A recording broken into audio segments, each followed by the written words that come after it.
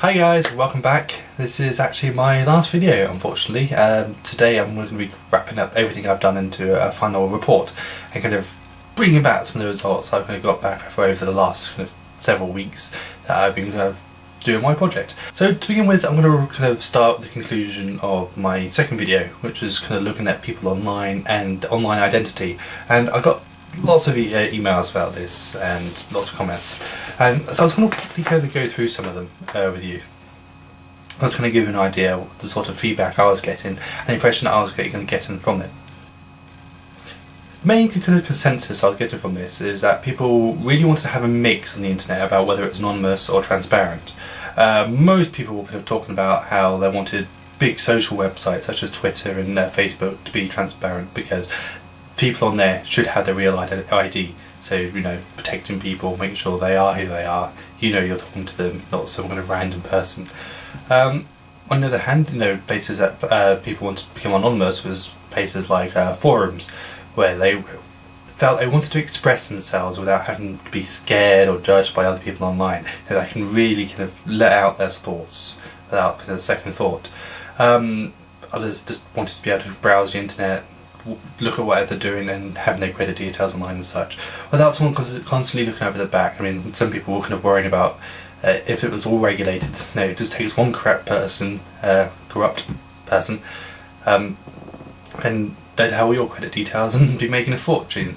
So yeah, you can understand that. As to when it comes to online gaming, which I discussed very briefly, a lot of people were coming back saying yes, they'd rather be anonymous, especially in World of Warcraft or other such MMOs, saying that they felt they were playing their character. If people knew their gender and they were playing another gender online, it would kind of ruin the experience, ruin the interaction, because a lot of gamers like to roleplay. They want to kind of create this second person to kind of have their second life basically and enjoy the experience of roleplaying. And you can understand that completely. Although some were very happy kind of saying that no, they would talk as themselves, they're just chatting with their friends online, which is pretty cool. I'm glad to hear that. One quite interesting thing is that many people actually viewed their usernames online as their second name. So if I walked up the street and saw my friend and said, "Hello, username 1, they'd turn around and say, "Oh, hey," and then without a second thought, you know, it's just their second name. And I thought that was really quite interesting, and that's something I can kind of relate to actually, because people might call me my username Lord Jam, and I'll go, "Oh yeah, hey." I find it perhaps a bit odd that you call me that in real life, but I still know you're talking to me. I'm going on to cybercrime because these two subjects actually link quite nicely. I was actually really lucky enough to get a response from a student who just graduated in doing computer forensics, and he sent me a really nice long essay kind of detailing several aspects of my video which I was talking about, and I was just going to share you some of the things I was talking about.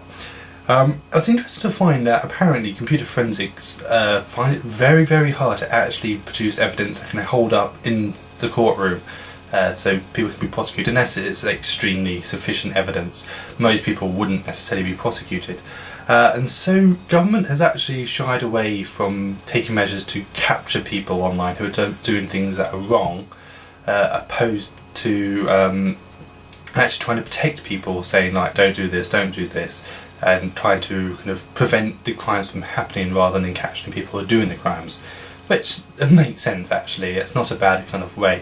But there is apparently a huge debate going on about what should and shouldn't be illegal online. So although I gave you that list in my video about some cyber crimes, there's apparently a far wider array of crimes that are in constant flux to whether they're illegal or not illegal. So I find that very interesting, so thank you very much for that. I really appreciate that. Now, as for piracy, a lot of people agreed with what I sort of said, that a lot of people didn't really think it was so much of a problem, wasn't that illegal really, because everyone they thought had at least done something like this online, you know, they've downloaded something. And again, I was talking to some people online discussing this, and they're saying that actually a lot of smart businesses have now gone online trying to sell digital versions of the products, particularly music, such things as iTunes or such, for small prices. And this has really helped kind of combat piracy. Though there has been a rather substantial knock-on effect that now CD sales are now way down because everyone's buying digital products. So that's an interesting thing perhaps to look at in the future, that is the shift towards a digital media now starting to affect other businesses that have been created in the last decade or so. So future project perhaps, ideas just going out there. Now I got some responses actually to people who have been victim of cybercrimes. I mean, most people have admitted that yes, they've had a virus or two, but I think that's something most people will accept as kind of going out there. Almost like stepping out into the real world and kind of catching a cold. If you're out on the internet, eventually you can catch a virus one way or the other. And yeah, that's sort of the impression I would get myself. People had relatively different responses as to the way they protect themselves. Many people, like myself, kind of install paid for security products such as Norton antivirus or McAfee, etc. But some people actually kind of replied to me saying actually they don't really need them because they thought these products were actually overzealous, that they were doing far too much trying to protect us, and that they used kind of free virus protection software, and it allowed them to carry on doing what they want without being constantly interfered, like, are you sure you want to open up this file? Are you absolutely 100% sure? Are you double sure? And that must be something I agree with as well, because I get incredibly frustrated sometimes with my antivirus software. So thank you for that. That's definitely something to bear in mind. As for some other examples, I've actually got quite a few replies about, again, World of Warcraft. People have had their accounts hacked, mainly because their details have been stolen by keyloggers. And this is actually something I suffered myself as well a few years back, and something most people have suffered from, at least that I know or got replies from. And I must admit, I felt incredibly frustrated, as well as the people that had been the victim of this. But there's a very limited amount of response you can do to this. You can only change your email and password so many times, but you can add an authenticator. But to be honest, I thought that was far too much effort, and so did many of the replies I got. So how much protection people take really depends on how much they can be bothered, apparently. So laziness is actually causing us problems on the internet. Wow. Maybe not just the internet. But by far the most amusing response I got was actually a story I got from one of my other emails describing how they're at school, and one of the students there didn't want to go to school on a snow day.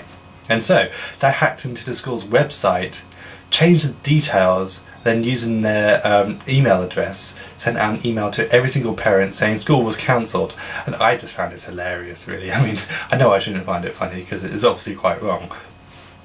So it just goes to show that cybercrime can come in many different forms, some more amusing than others it would seem, but thank you for that. That was a nice story. So I'm just going to quickly wrap this all up into a nice big conclusion that's going to bring together everything I've done. So to begin with, what I set out to do, my project, I went out to try and find out, do people trust the internet, and looking at the action people were taking online as to whether they trusted or distrusted the net. The way I kind of went around a bit of this, I started off with the opening question of, what do you think? I wanted to kind of have your ideas, not just me talking about random things. And this is something I'm really, really glad I did, because some of the things that people responded to I would never have thought of. So I'm very pleased I went on with this kind of course of action. So as to whether people trust the internet, it really comes down to my definition. My definition of trust was that do you take actions online to protect yourself or not, assuming that if you took action to protect yourself you didn't trust the internet as much, or if you didn't, you did trust the internet. And if I was to take this line of definition, the way I got from the replies, it would suggest that people don't trust the internet. However, this is not the impression I'm getting at all from my replies, so I think my definition might need a little bit tweaking in the future if I was to carry on with this, because a lot of the emails were not negative in their comments, and in fact many were very positive about the internet. So it seems people take actions online to protect themselves, not because they distrust the internet, but because it's a very sensible thing to do. I can draw a normal analogy to real life here, really. I mean, you don't step outside your front door without your coat. You don't go driving without your seatbelt on. People online take the same sort of course of action and don't go online necessarily without doing things. You're sensible.